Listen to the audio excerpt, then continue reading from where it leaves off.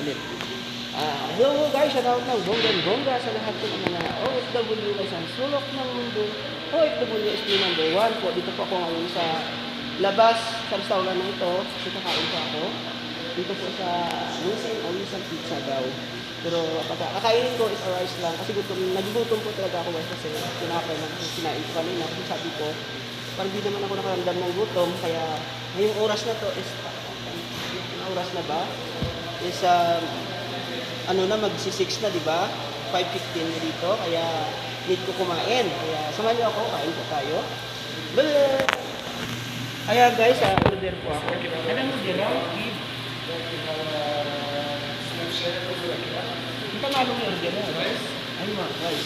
Yan guys, pina-serve po ako. Pina-serve po ako ng manager. Yung manager nila dito. Yan. Kaya bonggang-bongga ang sarap ng mga kain nila. Aywa, mapingos kay Lada. Aywa. Ada kuis, Mia. Kuis. Ya, yun. Yan. Yun po yan. Yan.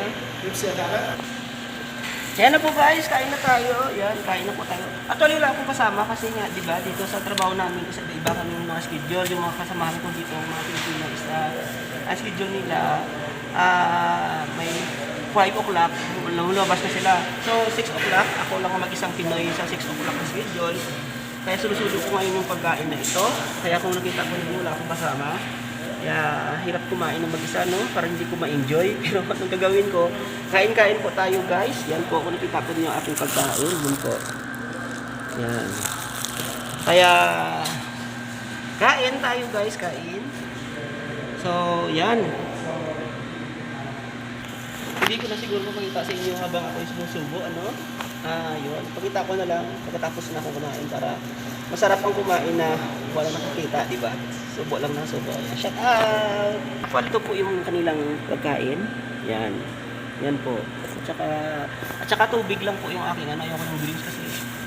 Diba? Wala dyan sa... Sabi sa akin na puro ako diet, ito kakain na po ako. Yan. Hindi na ako magda-diet.